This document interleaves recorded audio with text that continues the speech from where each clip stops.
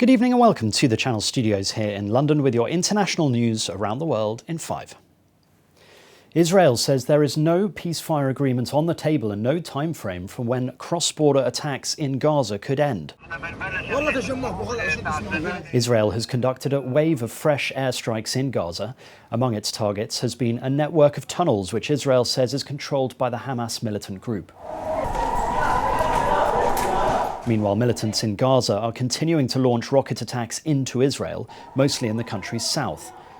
With an estimated 12,000 missiles and mortars in the Hamas and Islamic Jihad arsenals, an Israeli military spokesman said they still have enough rockets to fire.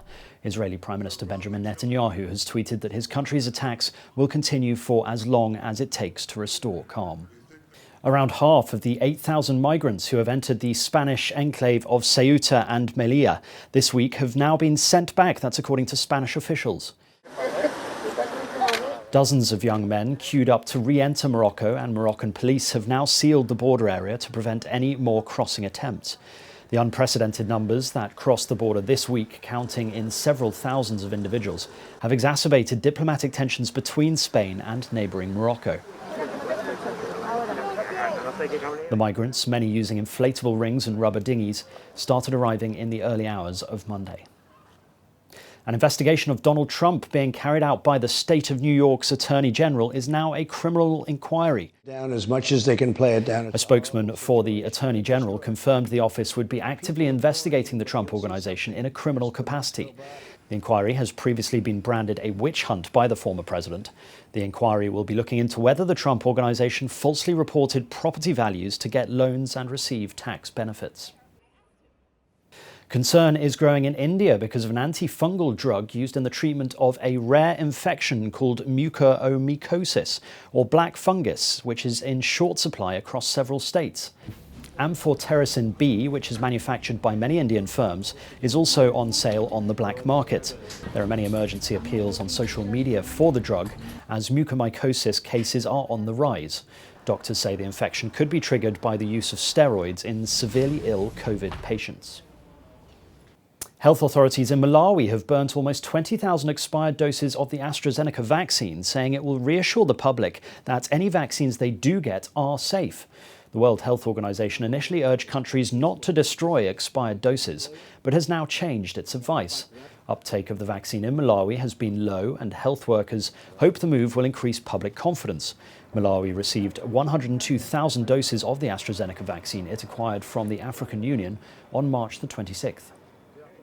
Argentine farm groups will halt trading of livestock in protest against a 30-day government ban on beef exports aimed at bringing down domestic prices.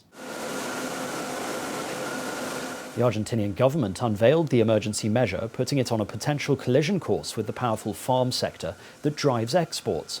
The standoff underscores the fragile balance the government needs to strike between supporting farm exports and bringing down damaging runaway inflation that is set to near 50% this year. Argentina is the 5th largest world's beef exporter and has been increasing sales to markets like China.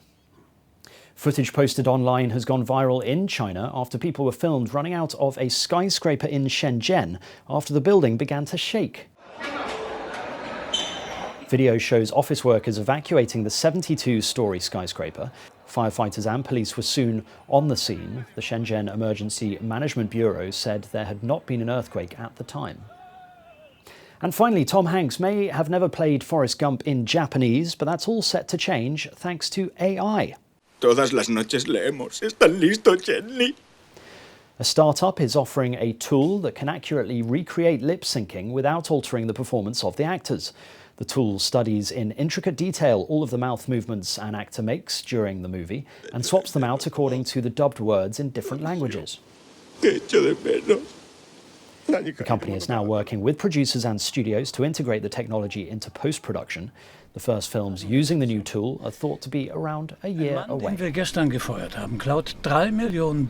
Wie, wenn die Polizei sie sicherstellt, uns mit einigen der bekanntesten und kriminellsten. And that's your international news around the world in 5. Now back to the Channel Studios in Lagos.